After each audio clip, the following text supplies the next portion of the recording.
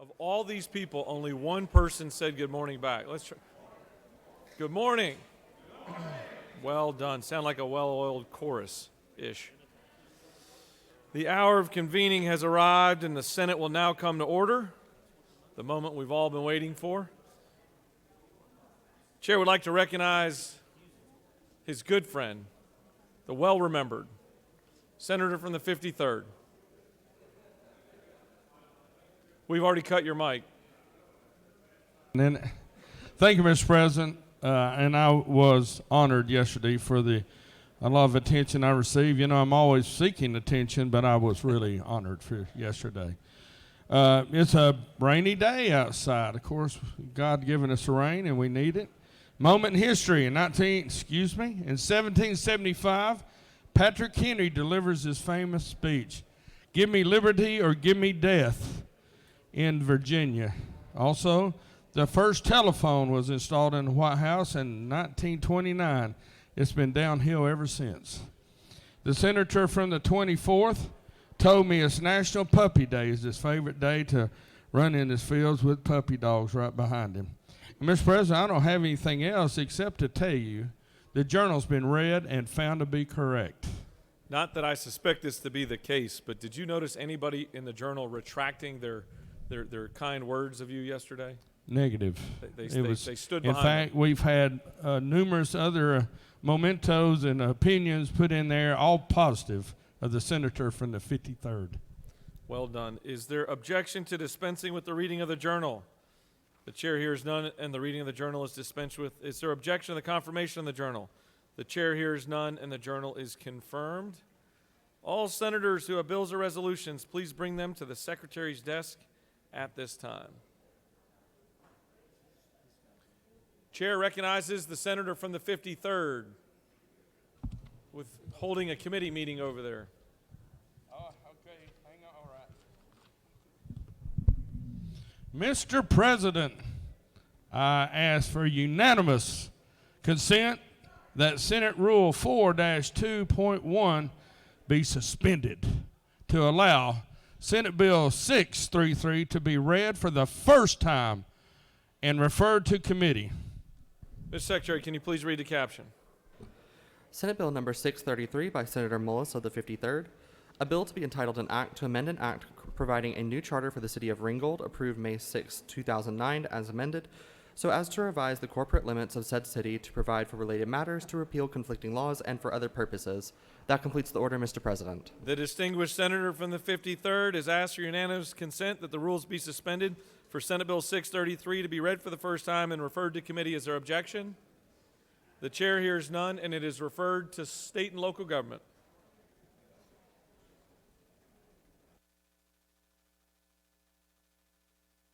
Mr. Secretary, will you please read reports of standing committees? Mr. President, the Senate Committee on Appropriations has had under consideration the following legislation and has instructed me to report the same back to the Senate with the following recommendation. House Bill 1331, do pass. House Resolution 593, do pass. House Resolution 626, do pass. House Bill 911, do pass by substitute. Respectfully submitted, Senator Tillery of the 19th District Chairman. Mr. President, the Senate Committee on Health and Human Services has had under consideration the following legislation and has instructed me to report the same back to the Senate with the following recommendation. House Bill 412, do pass by substitute. House Bill 1069, do pass. House Bill 1425, do pass by substitute. Respectfully submitted, Senator Watson of the 1st District Chairman. Mr. President, the Senate Committee on Insurance and Labor has had under consideration the following legislation and has instructed me to report the same back to the Senate with the following recommendation. House Bill 1409, do pass. House Bill 1272, do pass by substitute. House Bill 733, do pass. House Bill 1297, do pass. Respectfully submitted, Senator Burke of the 11th District Chairman. Mr. President, the Senate Committee on Judiciary has had under consideration the following legislation and has instructed me to report the same back to the Senate with the following recommendation. House Bill 464, do pass. House Bill 624, do pass. House Bill 895, do pass. House Bill 1183, do pass. House Bill 1388, do pass. House Bill 1390, do pass. House Bill 1461, due pass by substitute. Respectfully submitted, Senator Strickland of the 17th District Chairman. Mr. President, the Senate Committee on Public Safety has had under consideration the following legislation and has instructed me to report the same back to the Senate with the following recommendation. House Bill 200, due pass. House Bill 246, due pass by substitute. House Bill 1307, due pass. House Bill 1232, due pass.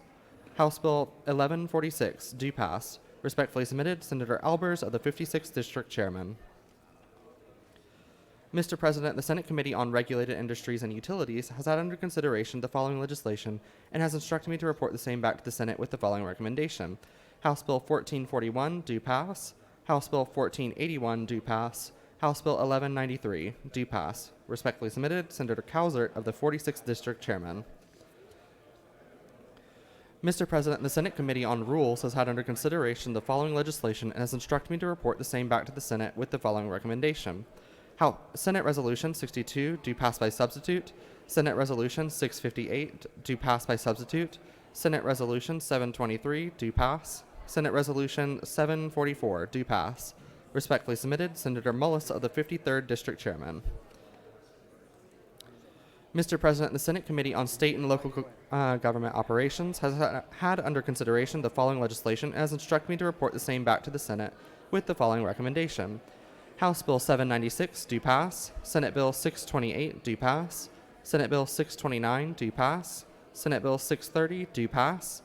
Senate Bill 631, due pass. Respectfully submitted, Senator Anderson of the 24th District Chairman. That completes the order, Mr. President.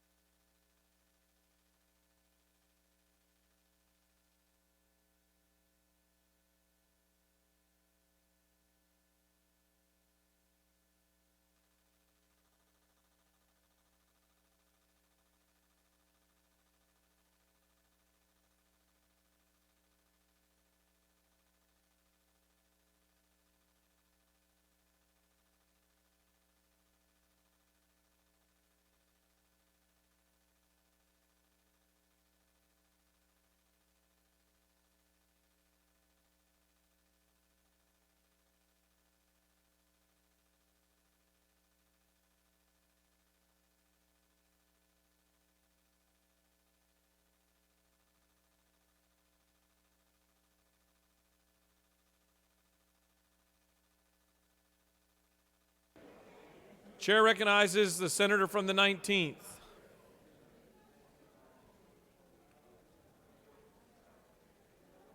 Thank you, Mr. President. I ask that the Senate Rule 4.26 for you. I apologize. I think it's working now.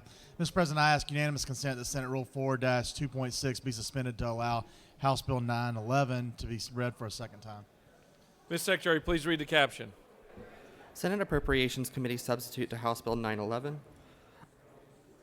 A bill to be entitled an act to make and provide appropriations for the state fiscal year beginning July 1st, 2022 and ending June 30th, 2023 to make and provide such appropriations for the operation of the state government and its departments, boards, bureaus, commissions, institutions, and other agencies for the university system, common schools, counties, and for other purposes. That completes the order, Mr. President. Senator from the 9th. If I could get everyone's attention, we are busy trying to get a couple of bills in and out of the process. If we could have your attention and make sure that everybody's listening to what's going on here. Appreciate it. Senator from the 19th has asked for unanimous consent that the Senate rules be suspended and that House Bill 911, the budget, be read for a second time. Is there objection? The chair hears none. Mr. Secretary, will you please read House Bill 911 for the second time? Senate Appropriations Committee substitute to House Bill 911, a bill to be entitled an act to make and provide appropriations for the state fiscal year beginning July 1st, 2022 and ending June 30th, 2023 to make and provide such appropriations for the operation of the state government and its departments, boards, bureaus, commissions, institutions, and other agencies and for other purposes. That completes the order, Mr. President. Mr. Secretary, will you please read bills and resolutions for the second time?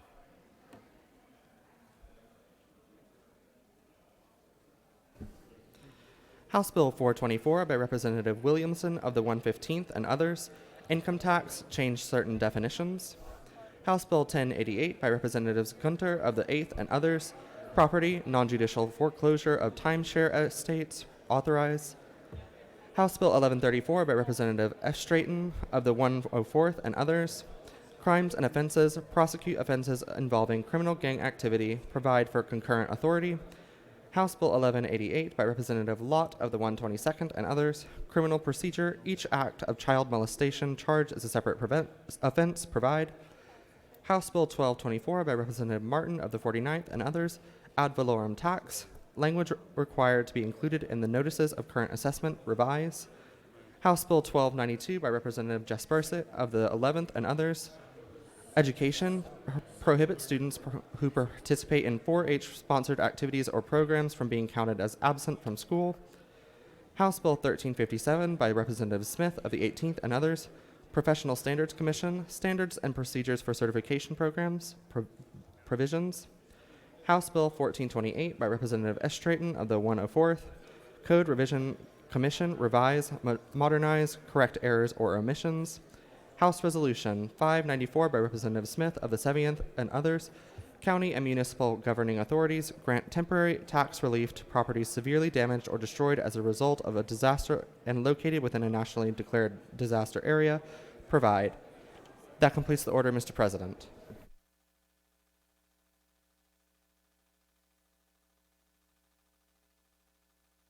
All right, it's now time for our morning roll call. Are there any motions to excuse? The chair recognizes his good friend from the 33rd. Thank you, Mr. President. Good morning, y'all. I ask for unanimous consent to excuse the senator from the 22nd for business inside the Capitol. Without objection, the senator from the 22nd is excused. The chair recognizes the senator from the 17th. Thank you, Mr. President. I ask unanimous consent to excuse the senator from the 11th for business outside the chamber. Without objection, the senator from the 11th is excused. Are there any additional motions to excuse? Secretary will call the roll. Senators, signify your presence by voting the yea switch. The secretary will unlock the machine.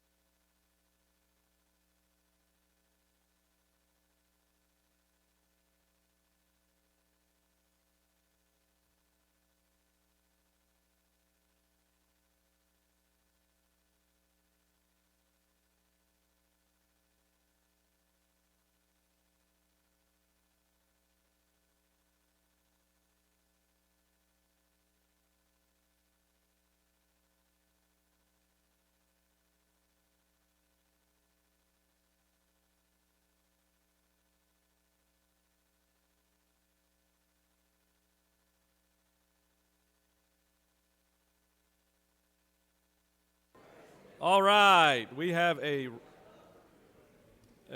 active crowd today. It's now time for a morning devotional.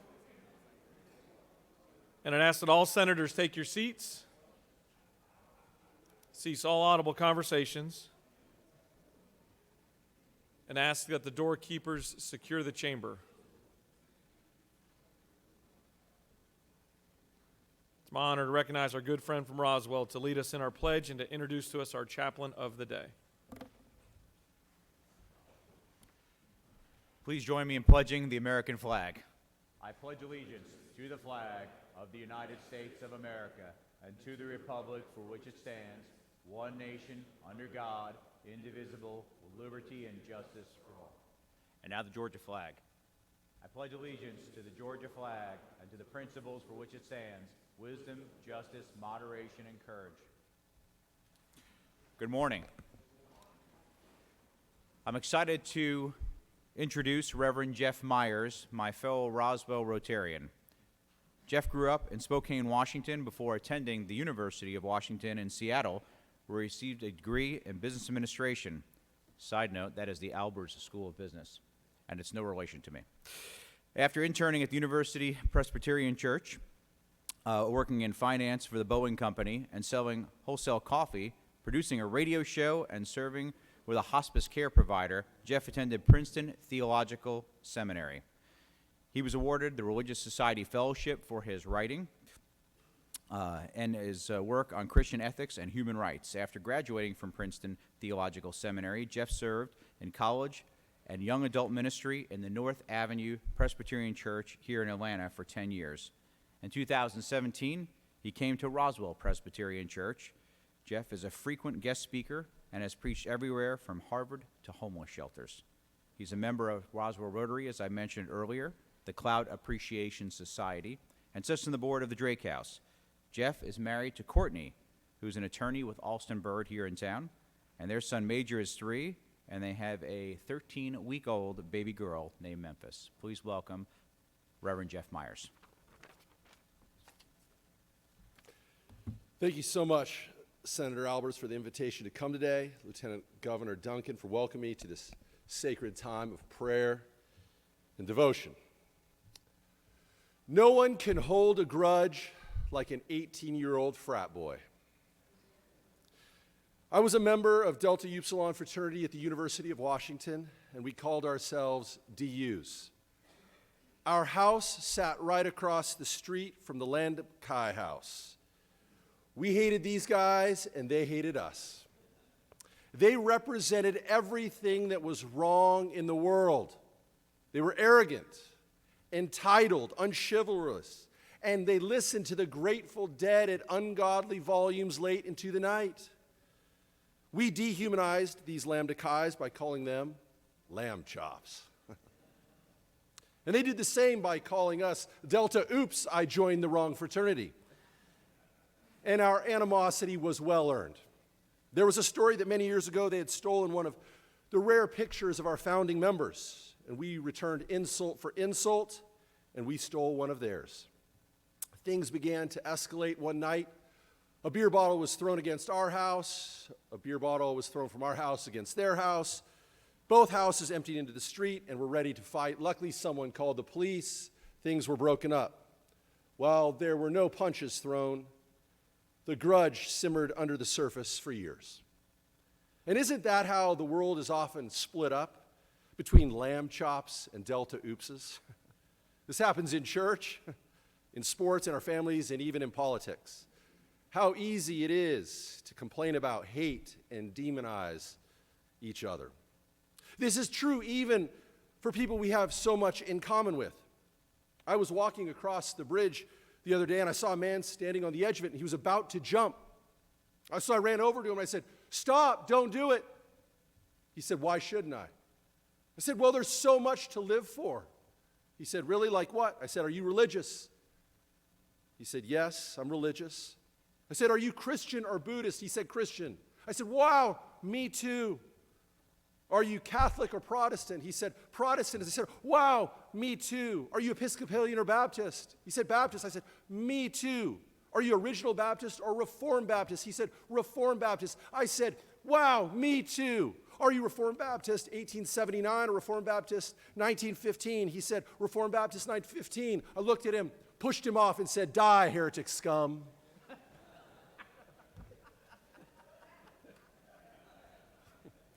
That joke by Emo Phillips was voted the #1 religious joke of all time. It expresses a reality we know all too well. We like to push people out. Others like to push us out. Even people we have so much in common with. We can split up the religious and political pie into almost infinitesimal slices. But how can we remember we have so much in common? How can we remember that we are fighting problems that are common to all of us? How can we move forward together while still finding dignity amongst our differences? Years ago, I was in New York City on the Lower East Side during the NCAA basketball tournament. Several friends from college and I wanted to go watch our beloved University of Washington play the University of Connecticut. Since we were in New York, the bar was full of University of Connecticut fans, and it was a hostile crowd, taunting and shouting, going back and forth, and we were alone there in the bar, and towards the second half, amongst all these Connecticut fans, Several guys walk in, and they stand next to us. We started chatting. We noticed they had Washington gear on. I said, where are you guys from? They said, Washington State. I said, wow, me too. Where did you go to school? They said, the University of Washington. I said, wow, me too. When did you graduate? 2001? Wow, me too. What was your major? They said, business. I said, wow, me too. Were you guys in a fraternity? They said, yes, Lambda Chi. In that moment, facing the Connecticut fans, screaming all around us, we had a decision to make. Where were we going to find our identity? In our tribal differences or in our shared identity?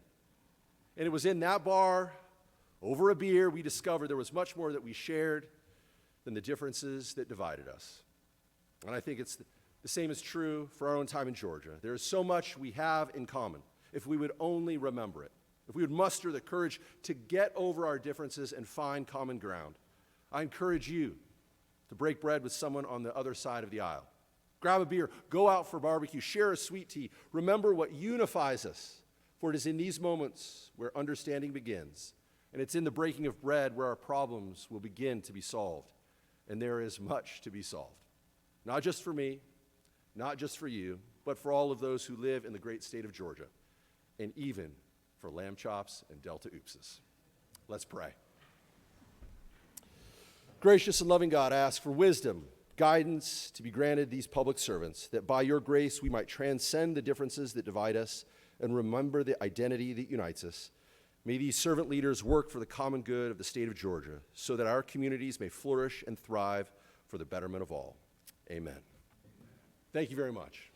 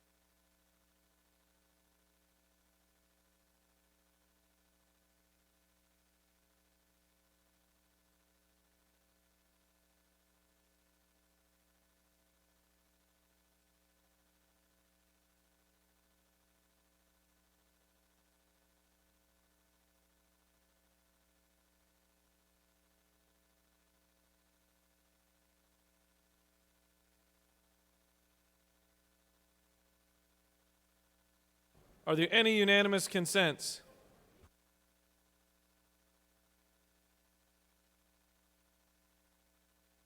Does any senator wish to rise on a point of personal privilege? The chair would like to recognize the President Pro Tem of the Senate. Thank you, Mr. President. Ladies and gentlemen of the Senate, it is a great day in Georgia. Sun is shining. And just remember, beauty is all the way through. I have two young ladies in the gallery that I'd like to introduce. First, Miss Courtney Smith. Please stand up, Courtney. Courtney is a graduate of Maynard Jackson High School, National Beta Club, cheerleader. She's in the Future Politicians of America Club, and she participates in Young Life. She will represent Georgia in the Miss Teen USA pageant in 2022, and she is inspired to be in pageants because she wants to represent young African-American girls and their potential. She's a USA National Junior Team.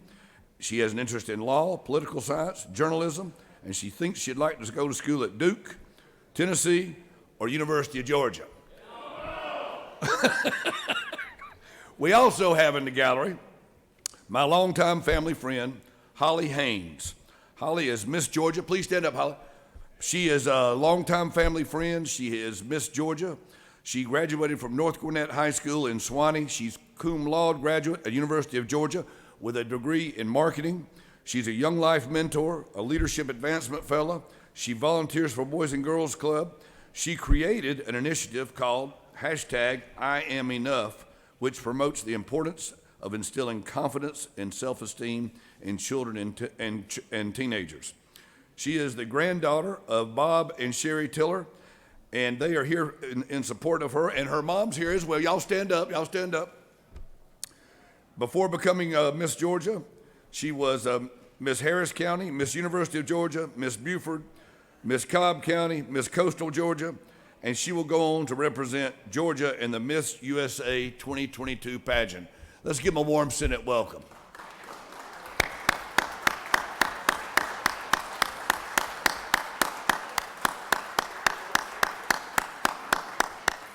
Thank you all for being here.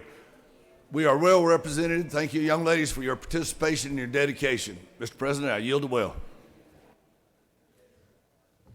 Thank you, Senator. Chair recognizes the senator from the 53rd for a point of personal privilege.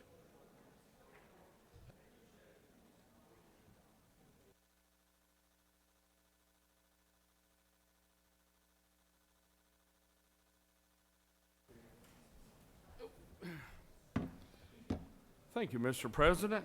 I just want to give you and everyone in the hall a reminder of Rules Committee and how it works.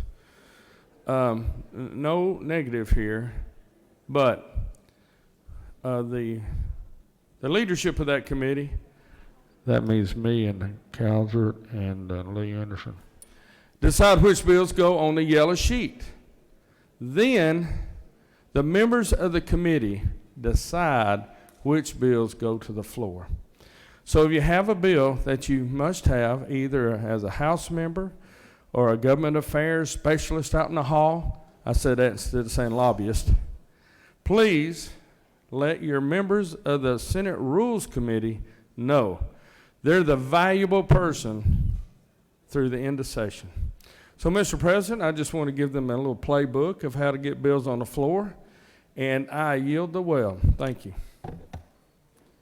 Chair recognizes the senator from the 33rd for a point of personal privilege.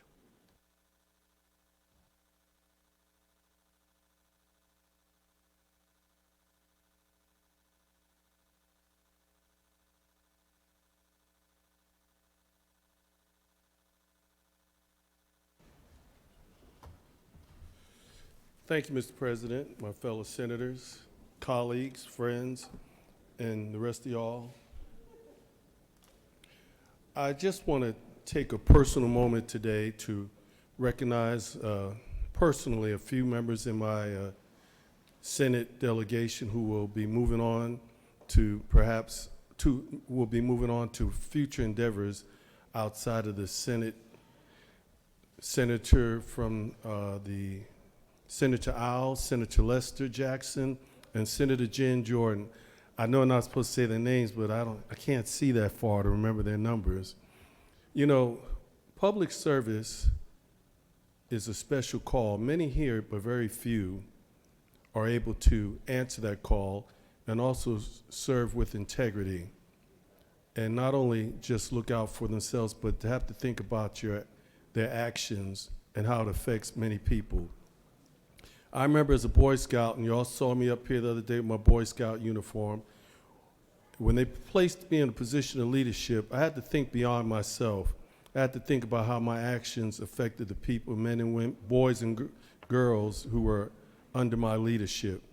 And these three people have done an excellent job making that sacrifice, balancing family, profession, and working here in the Senate.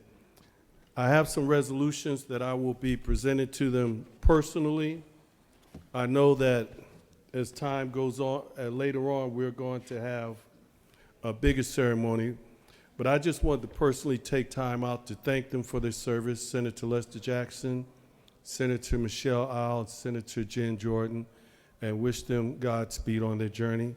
Thank you so much, Mr. President. I yield the well.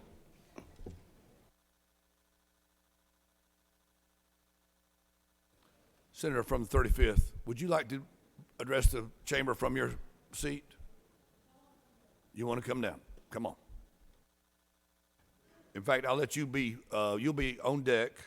I'll call upon the senator from the 29th, come down to the corner. I'll call upon the senator from the 29th for a point of personal privilege. You come on down to the corner. Thank you.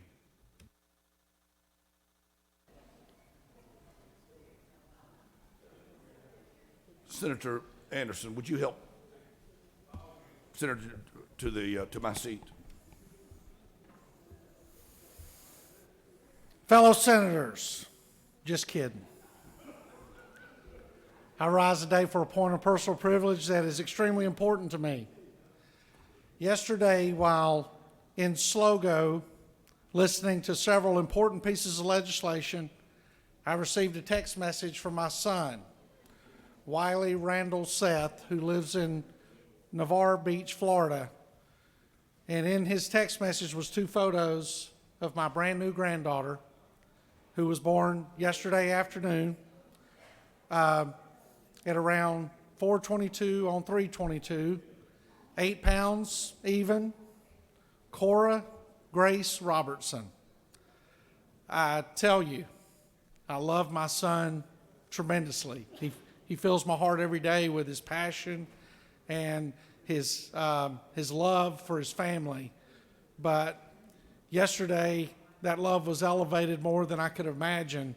Not only by the text message and the pride I could read in his words, but the conversation we had afterwards. And what an incredible father I know he already is, and the incredible father that I know he will be to Cora. And so, to my friends in the Senate, I thank those of you who have been praying about that. There was a little bit of difficulty with the pregnancy, but also it brings the needle back to where it belongs as to why we're here, and it's to take care of the smallest among us and those that we love the most. And so today, I'm sure I will go back to being the grumpy, ornery person that I am, but for a moment in time, I'm an extremely proud and happy grandfather. And thank you, Mr. President. I yield the well. Congratulations. Chair recognizes the senator from the 35th for a point of personal privilege.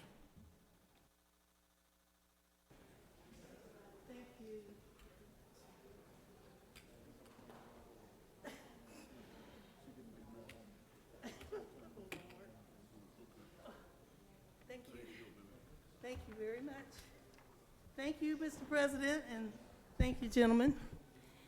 You know the saying that you are what you eat. And truly, that is a fact. So we did a resolution number 651, and I'd like to recognize the Eat Right Atlanta, who is up in the gallery, if you want to stand. Eat Right Atlanta was founded in Ellenwood, Georgia, and and it helps people in the surrounding areas of Atlanta. Eat Right Atlanta partnered with Children's Healthcare of Atlanta, Piedmont Healthcare, Wellstar Healthcare System, Gwinnett Medical, and Emory Healthcare. When you go into those hospitals, you see a table with fruit on it and vegetables, and that's who's responsible for it. So Eat Right Atlanta started with 7 customers and presently feeds over 400 families a week, including the hospitals. So Eat Right Atlanta is committed to providing fresh fruit and vegetables to our residents, especially during the time of COVID. They actually come to your house and leave the order on your steps. Eat Right Atlanta partners with My Style Matters to provide fresh vegetables and fruits to women who are undergoing treatment for cancer, to other kids who have autisms and other problems. Their families are provided with good food. And it has been supported by the Georgia agricultural economy by supporting local Georgia farmers. Dasha Johnson and Nicole Folks Johnson, through their company, Eat Right Atlanta, continue to take care of the residents of the state of Georgia by providing fresh and healthy foods at an affordable price to all who need it. And it was my honor to present this resolution to you, and you're right there. There are young people too who care about us, and they will. If you want food for your family and friends, you can talk to them, and they actually deliver in the metropolitan area and 6 other counties, I believe. So thank you for what you do.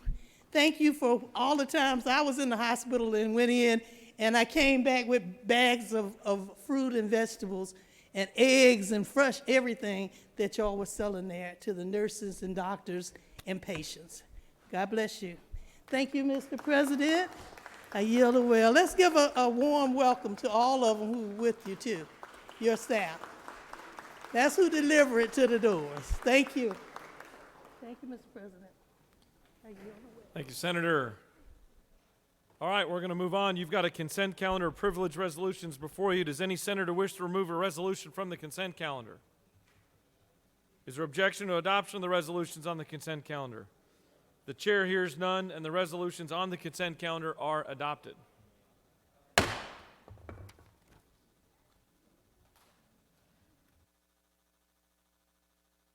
Are there any motions to withdraw and commit? You have a consent calendar of local bills before you, Mr. Secretary. Are there any objections filed to any bills on the local consent calendar? Mr. President, there are no objections filed. Is there objection to agreeing to the report of the Committee on State and Local Government, which is favorable to the passage of the bills on the local calendar? The chair hears none, and the report of the committee is agreed to. The questions on the passage of the bills on the local calendar. All those in favor vote yea, opposed nay. The Secretary will unlock the machine.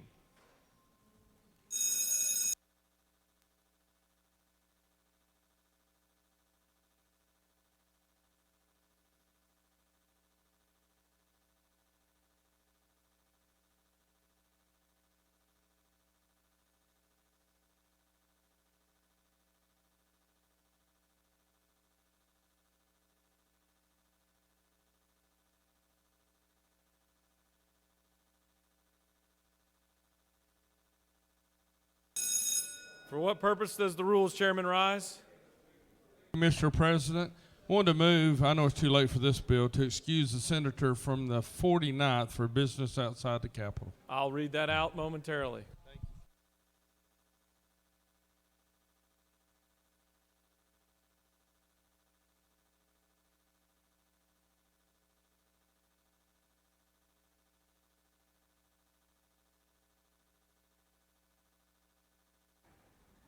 On the passage of the bills on the local calendar, the yeas are 43, the nays are 0, and the bills having received the requisite constitutional majority are therefore passed.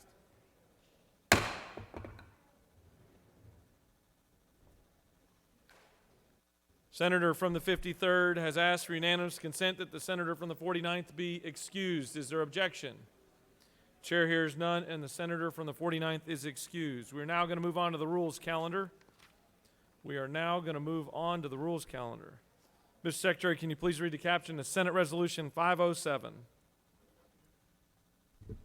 Senate Resolution 507 by Senator James of the 35th. A resolution recognizing and commending Carrie Coleman Benton, Curriculum Associates 2022 National Teacher of the Year, and for other purposes. Mr. President, the Senate Committee on Rules recommends that this resolution do pass. Respectfully submitted, Senator Mullis of the 53rd District Chairman. That completes the order, Mr. President. Chair recognizes the senator from the 35th to speak to the resolution.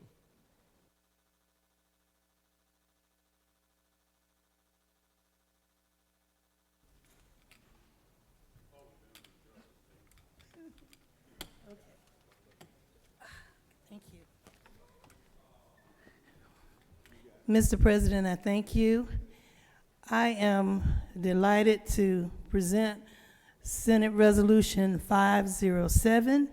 It commends Carrie Coleman Bennett, who is our 2022 National Teacher of the Year. She has 18 years in education, and she now teaches the first grade at Stonewall Tell Elementary School in my neighborhood, actually, where she has further participated in the National Junior Beta Club, the Safety Patrol, the IB, etc. She has won numerous awards, I think 4 times, as a Teacher of the Year for her school that she was representing prior to this one. So Ms. Coleman Benton, we appreciate you, and I ask all of you to vote yes on what I thought was a privileged resolution. And I would have had her here this morning, but I just found out that we are recognizing her this morning with Senate Resolution 507. I ask for your favorable consideration. Thank you. Senator has yielded the well. Does any other senator wish to speak for or against Senate Resolution 507? The chair sees none. Is there objection to agreeing the report of the committee which is favorable to the adoption of the resolution? The chair hears none. The report of the committee is agreed to. Is there objection to the main question being ordered? The chair hears none, and the main question is ordered. Questions on the adoption of the resolution. All those in favor vote yea. Opposed, nay. The secretary will unlock the machine.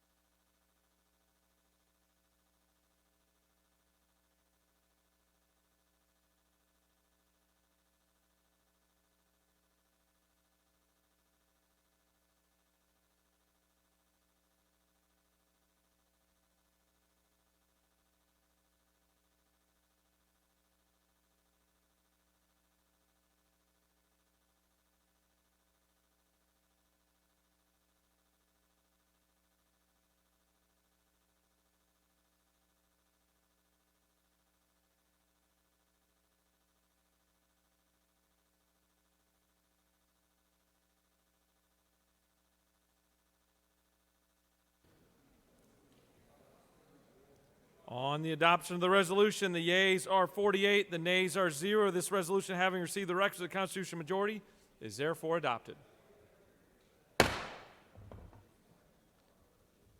Ms. Secretary, can you please read the caption of House Bill 305? House Bill 305 by Representatives Hawkins of the 27th and others, a bill to be entitled an act to amend Chapter 24A of Title 43 of the Official Code of Georgia Annotated relating to the practice of massage therapy so as to revise a definition, to revise a provision relating to continuing education requirements and for other purposes. Mr. President, the Senate Committee on Health and Human Services recommends that this bill do pass. Respectfully submitted, Senator Watson of the 1st District Chairman. That completes the order, Mr. President. Chair recognizes the distinguished Rules Chairman to present the measure.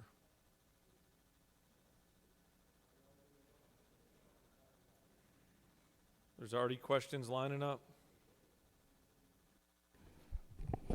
Mr. President, look at him.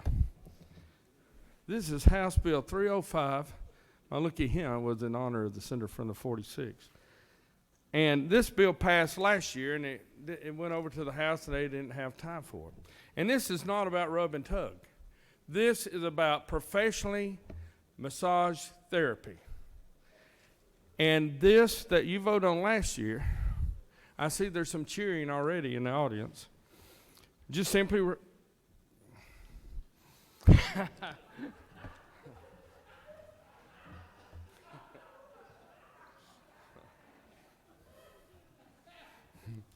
That wasn't funny. This simply, if I can get through this, requires massage therapists, education programs, and continuing education programs to be a certified massage therapist. This is a national certification, and anybody can just rub a neck or a back, but to be an official massage therapist, you have to have the right training before you can be one. Now, Mr. President, I could go on and on with this. In fact, I just feel good about this bill. So I would be delighted to answer any questions that this outstanding audience may have. Chair recognizes the senator from the 56th to your left. Thank you, Mr. President. Does the senator yield? Yes, sir. Senator, you seem very knowledgeable on this topic. Isn't it true that you yourself are considering the massage therapy arts as a future career? It could be. I mean, I'm pretty good with my hands, and I'd be glad to consider such a thing. Do you have an opportunity for me? Or I can't ask questions. Go ahead. Senator, would you further yield? I'd be delighted to. Isn't it true that this bill could be self-serving? You should excuse yourself, that you yourself want to be a massage therapist? Answer the question. Don't wait for the translation. That could have a funny answer, but yes. All right, Senator, last question. Okay. What is your preferred type of massage? Swedish massage? Just kind of give us an overview. Well, to be honest with you, any and all is my favorite. However, I prefer to start at the bottom, the feet, and work your way up to other areas that may need some attention. Chair recognizes the senator from the 19th. Thank you, Mr. President. Senator, yield. Indeed, Mr. Appropriations Chair. Senator, I understand that you are looking to supplement any state appropriations that were needed from this through a public-private partnership, apparently sponsored by, is that Aveeno? Excuse me. Yes. Can you tell me, I can't read the other bottle, who's the other partner in this public-private partnership?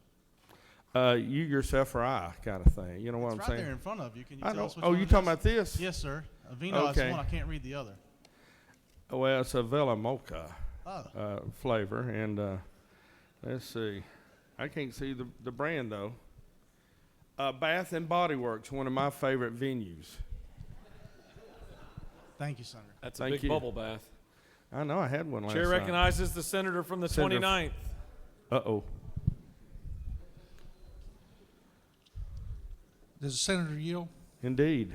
Senator, are you aware of any curriculums that currently exist on a national level or state level that are used to certify massage therapists in the state of Georgia? No, So, does the senator further yield? I do. So, do you feel comfortable that the board would reach out and create a legitimate curriculum to make these environments where massages are given safer, not only for the customers using these services, but for the individuals who provide this service? Yes, sir. Mm-hmm. Okay. And does the senator further yield? Yes, sir. Are you familiar with any service providers of massages? You know, your questions all sound real professional. And no, I'm not real familiar with that industry.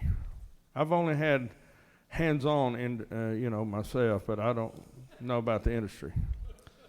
Does Senator further yield? Indeed. Do you feel that by having this hands-on experience that allows you to call yourself a subject matter expert? Indeed. Thank you, Senator. Thank you for the questions. This job is harder than it looks. I know. I'm scared. You have no more questions. Okay. Well, look, thank you for your attention to this important matter. The massage therapy industry, this is their number one issue, to make sure that things go well and that everybody has a happy ending. Thank you, Mr. President. I yield the way. Chair recognizes the senator from the 20th. He waves. Any other senator wish to speak for or against the measure? The chair sees none. Is there objection to agreeing with the report of the committee which is favorable to the passage of the bill? The chair hears none. The report of the committee is agreed to. Is there objection to the main question being ordered? The chair hears none, and the main question is ordered. Questions on the passage of the bill. All those in favor vote yea. Opposed, nay. The secretary will unlock the machine. I've never been so happy to get to a vote.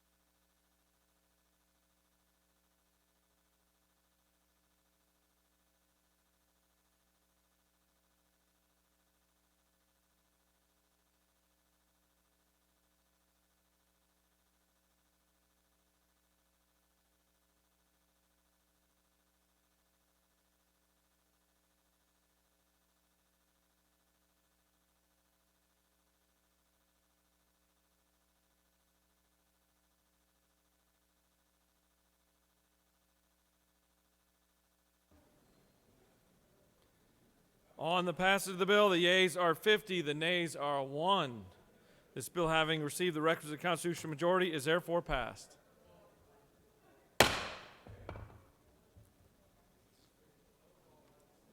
Mr. Secretary, can you please read the caption of House Bill 343? House Bill 343 by Representatives Rhodes of the 120th and others. A bill to be entitled an act to amend Code Section 27-3-1 of the Official Code of Georgia annotated relating to requirement of permission to hunt on lands of another, written permission, enforcement, and immunity of landowner from civil liability, so as to provide for rebuttable presumption of violation of said code section by individuals in possession of hunting paraphernalia while on others' lands, to provide for related matters and for other purposes. Mr. President, the Senate Committee on Natural Resources and the Environment recommends that this bill do pass by substitute. Respectfully submitted, Senator Harper of the 7th District Chairman. Mr. President, the Senate Committee on Natural Resources and Environment offers the following substitute to House Bill 343, a bill to be entitled an act to amend Code Section 27-3-1 of the Official Code of Georgia annotated relating to requirement of permission to hunt on the lands of another, written permission, enforcement, and immunity of landowner from civil liability, so as to revise penalties and for other purposes. That completes the order, Mr. President. Chair recognizes the senator from the 8th to present the measure. Thank you, Mr. President. This is a simple bill, House Bill 343. It just seeks to address a problem that is very commonplace in rural Georgia, and that is people that are caught poaching on private land. What the bill basically does is it increases the fine for the first offense from $500 to $975, and then the second and third offenses go from $1,000 to $2,000 and from $2,000 to $3,000. This bill is simply just trying to address a problem that affects landowners across the state. Be happy to take any questions if I have any. You have no questions. Thank you. I yield the well. Somebody write that down. That just broke a record. Any other senator wish to speak for or against House Bill 343? The chair sees none. Is the questions on the adoption of the committee substitute? Is there objection to adoption of the committee substitute? Chair hears none, and the committee substitute is adopted.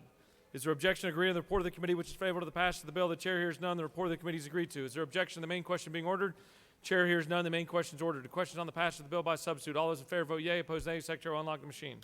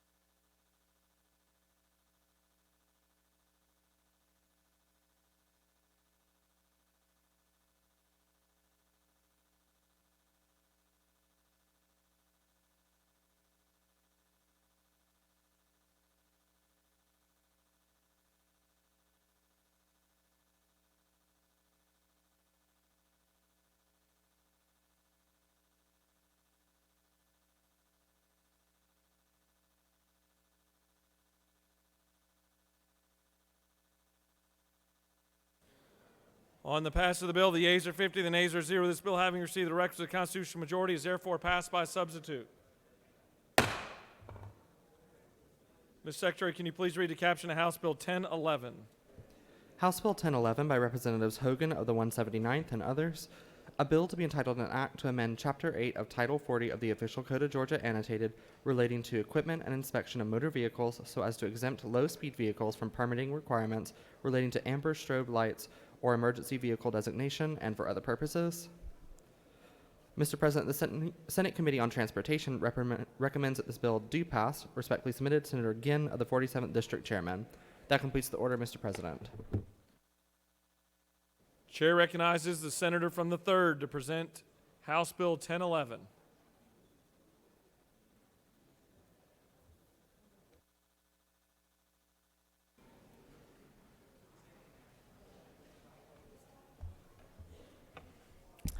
Good morning. This bill extends the validity of permits for emergency lights to 5 years. Additionally, the bill provides that low-speed vehicles, like golf carts, are exempt from the requirement to have a permit for the use of an amber strobe light. The cost that they're paying now every year is $2, and the Department of Revenue and Department of Transportation are losing money to be able to get that. John? You have no questions. Great. The senator has joyfully left the well. Does any other senator wish to speak to House Bill 1011?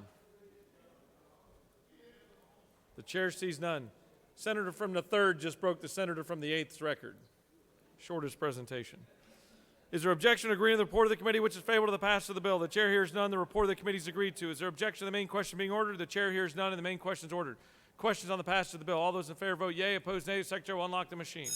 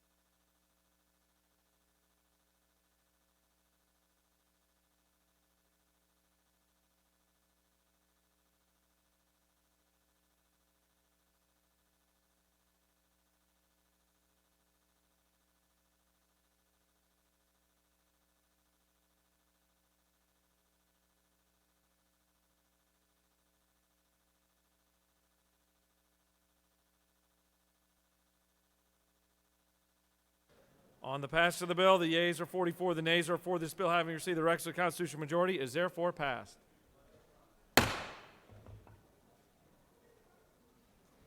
Mr. Secretary, can you please read the caption of House Bill 1021? House Bill 1021 by Representative Lumsden of the 12th and others. A bill to be entitled an act to amend Code Section 33-28-3 of the Official Code of Georgia annotated relating to standard non-forfeiture provisions for individual deferred annuities so as to decrease the minimum non-forfeiture interest rate for individual deferred annuities from 1% to 0.15% and for other purposes. Mr. President, the Senate Committee on Insurance and Labor recommends that this bill do pass. Respectfully submitted, Senator Burke of the 11th District Chairman. That completes the order, Mr. President. The chair recognizes the senator from the 11th to present House Bill 1021.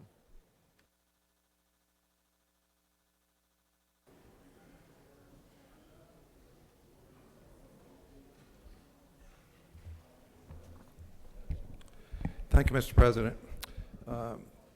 Members of this body, House Bill 1021 is a measure that passed out of the Insurance Committee that lowers the base interest rate for deferred annuities from 1% to 0.15%.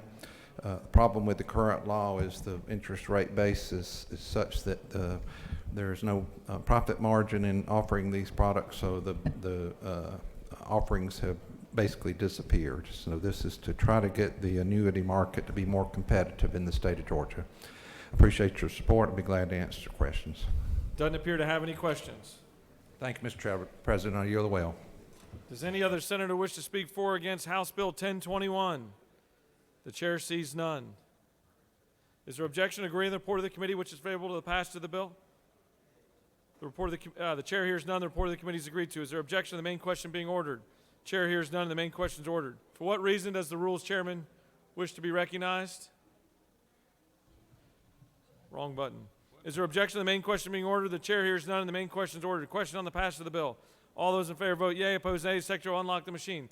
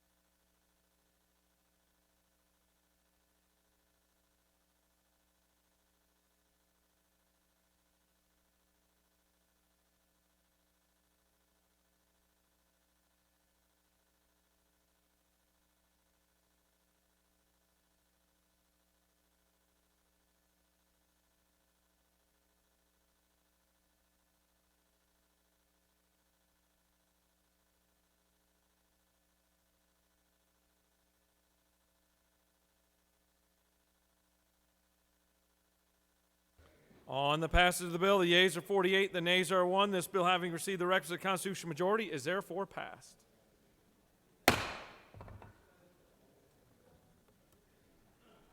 We're on a roll here. Ms. Secretary, please read the caption of House Bill 1148. House Bill 1148 by Representatives Rhodes of the 120th and others. A bill to be entitled an act to amend Code Section 27-5-2.1 of the Official Code of Georgia Annotated relating to possession of cervid carcasses so as to remove definitions, to amend which cervid parts may be brought in from outside of Georgia, to authorize the Department of National Resources to restrict the movement or transport of cervid carcasses or carcass parts upon detection of chronic wasting disease in certain places and for other purposes. Mr. President, the Senate Committee on Natural Resources and the Environment recommends that this bill do pass. Respectfully submitted, Senator Harper of the 7th District Chairman. That completes the order, Mr. President. I sure hope somebody asks you what a cervid carcass is at some point. Chair recognizes the senator from the 7th to present House Bill 1148. Thank you, Mr. President. Ladies and gentlemen of the Senate, House Bill 1148 is a department bill, but it simply does one thing. Under current law, you cannot bring a cervid carcass into our state from a state that has a documented case of CWD. This would change that to you could not bring a said carcass into our state from anywhere outside of our state unless it has been deboned. The reason for this is CWD is difficult to track before 18 to 24 months. And so it may be in a state that may have it and we not even know about it. And so that's the need for the change, and it gives the DNR the flexibility they need to ensure that we keep CWD out of our state and work to continue to do that. If there are no questions, Mr. President, I will yield the will. You've got a question from your good friend, the senator from the 53rd. Thank you, Mr. President. Senator Yield. I will yield to my good friend, the rules chair. Indeed, and we'll be your good friend forever. Let me ask you something. You said that carcasses couldn't come into the state of Georgia unless they were deboned. Well, you know, in my district, isn't it true that I have Sand Mountain in my district? And Sand Mountain goes through Alabama and goes through Georgia. Now, if I'm deer hunting on Sand Mountain and I happen to shoot a deer in Alabama, do I have to have it deboned before I bring it to Georgia? Isn't that what you just said, though? To my good friend. Did you not just say that? That is exactly what I said. Okay, well, so I can't bring the deer into Georgia unless I debone it? Unless you debone it or clean it. Clean it, like give it a bath? Yes, you can give it a bath. That would work. But where you separate the meat from the bone. You can bring the antlers back. You can bring the skull back, but it needs to be separated. So if You're going to have to ask him if he continues to yield. You continue to yield. I continue to yield. Thank you, Mr. President. So, if I do go hunting, I didn't say hunting. Are you going hunting or hunting? I'm going hunting. Okay. Over in Alabama, which is on the border of my district. Yes, sir. So I would either have to sneak it in illegally or I'd have to debone it. Is that what you're saying? That is, to my good friend, that is what I'm saying. Okay. Well, you know how much I go deer hunting, so I just wanted to know. Well, I will, to my good friend, I will tell you there is CWD cases have been found in northern Alabama, which is part of the reason we need to change our law to ensure CWD doesn't get into our state. Thank you. Yes, sir.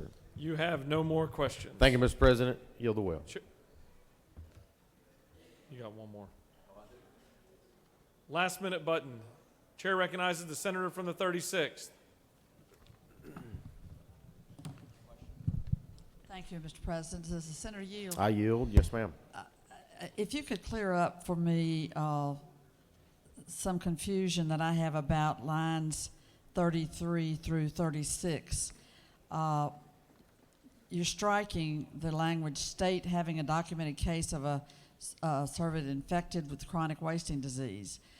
But it seems to me that, isn't it true, when you substitute that language, you're in fact saying that it's unlawful for any person to possess a carcass or from any place outside of Georgia, but it doesn't mention the chronic wasting disease infection. So you're actually really limiting every carcass that crosses a state line, not just carcasses from places that we've identified chronic wasting disease. Well, and I mean, it may be an inadvertent Scribner's error, but that's just my question. So, to your question, that actually is the intent, and I'll explain why. I explained it briefly in my comments earlier. The issue is CWD, chronic wasting disease, is a significant issue, especially in the cervid population, the deer population.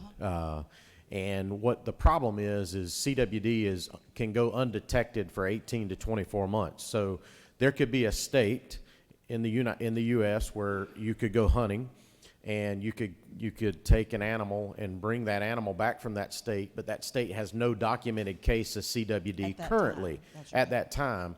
But because of the time frame of 18 to 24 months, they actually could have CWD and they not know it. So what the other states around the country have done this similar thing. Matter of fact, our bordering states have already done this. And so if you live in Alabama and you hunt in Georgia, and you take an animal here and then want to take it back to Alabama, you already have to do this by Alabama law. But what this is doing is ensuring that we're trying to make sure that we're not inadvertently bringing in carcasses that may be CWD positive.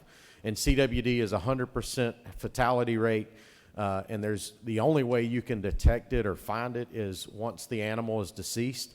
And you have to take brain matter and other matter to scientifically find it and see if that carcass even has it. So, and there's really no treatment for it currently. So this is just an effort to try to keep out any of that from coming into our state. We don't have any documented cases in Georgia. We want to keep it that way, and this is an intent to do that. Thank you for your response, and this is a serious line of inquiry, and it's a serious situation. Isn't it true that this disease poses a great threat if it gets into our state of crossing over into our domestic stock? And that's part of the problem, that you can get a spread that really threatens our agricultural economy. I will say that it's not beyond the realm of possibility. I will also say that my understanding is there is no documented cases that our DNR biologists or other biologists know of where it has been transmitted from the cervid or deer species to another species, or even transmitted from the animal population to the human population. We're not aware of any of that has happened, but there are possibilities, and that then things can happen. But to your point, This is an attempt to keep CWD out of the state of Georgia, and it gives DNR the tool and the resources they need to ensure that we're continuing to fight that battle and make sure it doesn't come to our state. Thank you very much, and I'm in full support of the bill, and I think your explanation really cleared things up. Thank you, Senator. You have no more questions. Thank you, Mr. President. I yield the will. Does any other senator wish to speak for or against House Bill 1148? The chair sees none. Is there objection to agree on the report of the committee which is favorable to the passage of the bill? The chair hears none. The report of the committee is agreed to. Is there objection to the main question being ordered? The chair hears none, and the main question is ordered. Questions on the passage of the bill. All those in favor vote yea. Opposed, nay. The secretary will unlock the machine.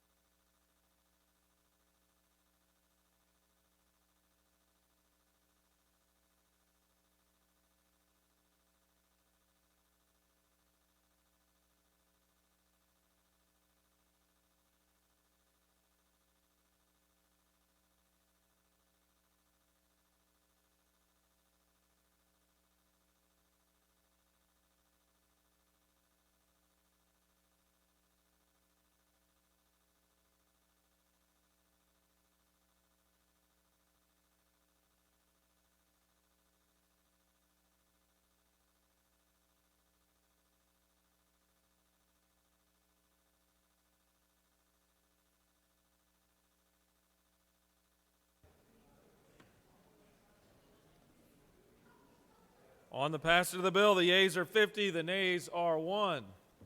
This bill, having received the requisite constitutional majority, is therefore passed.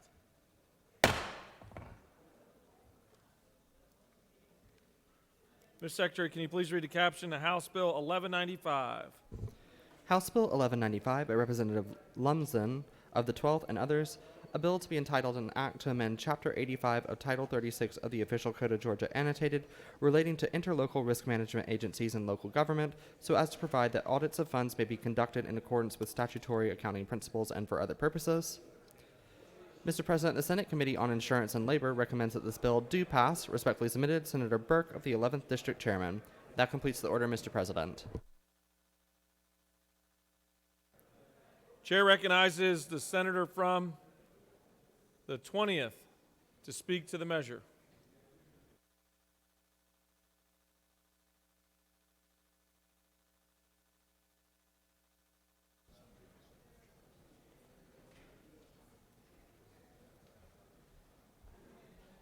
You look nice anyway. Thank you. Our tie's gonna match. Thank you, Mr. President. Colleagues, I'm going to try to be brief with this important piece of legislation because I'm suffering from chronic weight gain disease, and it's almost lunchtime, so I'll be as quick with this as I can, but thorough. Georgia Code Section 36 through 85 applies to interlocal risk management agencies. There are currently only 2 of these operating in Georgia, one managed by the Georgia Municipal Association and the other by the Association of County Commissioners of Georgia. OCGA 3685-19 requires that the annual financial audits that are done by the insurance commissioner must be based on generally accepted accounting principles.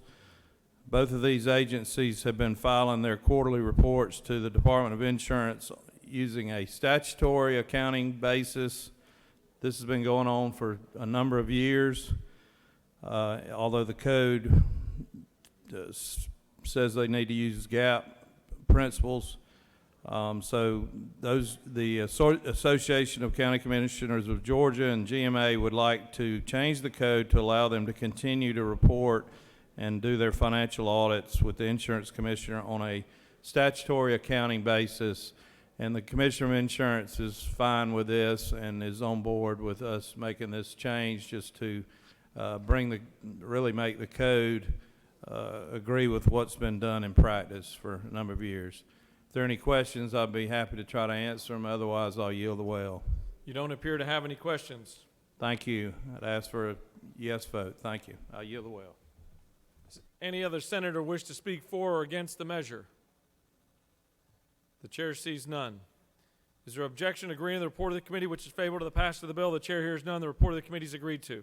Is there objection to the main question being ordered? The chair hears none, and the main question is ordered. The question on the passage of the bill. All those in favor vote yea. Opposed, nay. The secretary will unlock the machine. What reason does the senator from the 17th rise? You pushed your neighbor's button. Parliamentary inquiry. State your inquiry. Isn't it true the senator from the 16th had his button pushed but was not called upon? I recognize the senator, not the desk.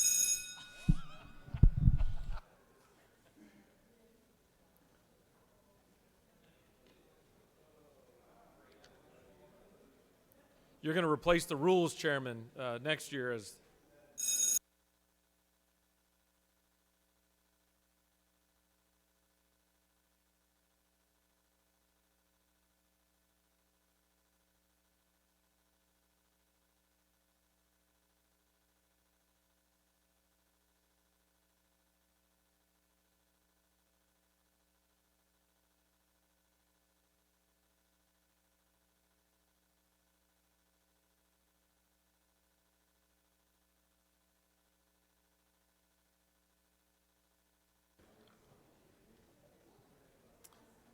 on the passage of the bill, the yeas are 50, the nays are 1. This bill, having received the requisite constitutional majority, is therefore passed.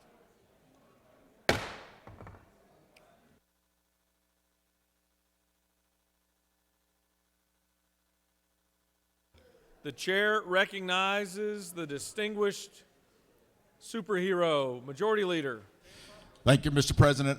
On Lupus Day, I move that the Senate stand adjourned until 10 a.m. on Friday, 25 March 2022. Mr. Secretary, will you please inform the Senate where they'll spend the next 4 hours? The Rules Committee will meet immediately upon adjournment in room 450 of the Capitol. The Health and Human Services Committee will meet in room 450 of the Capitol at 1 p.m. The Natural Resources and Environment Committee has been canceled. The Committee on Education and Youth will meet in 307 of the CLOB at 2 p.m. The Retirement Committee will meet in room 310 of the CLOB at 2 p.m. The Finance Committee will meet in Senate Mezzanine 1 at 3 p.m. The Health and Human Services Subcommittee on Mental Health Parity will meet in room 450 of the Capitol at 3 p.m. The Transportation Committee will meet in room 450 of the Capitol at 4 p.m. And the Ethics Committee will meet in room 307 of the CLOB at 5 p.m. That completes the order, Mr. President. Let me add that there is a full day of committee meetings tomorrow. Please check the website. Does any senator wish to make an announcement?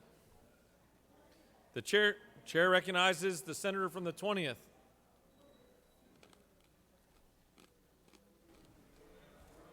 You are worried about missing lunch today, aren't you?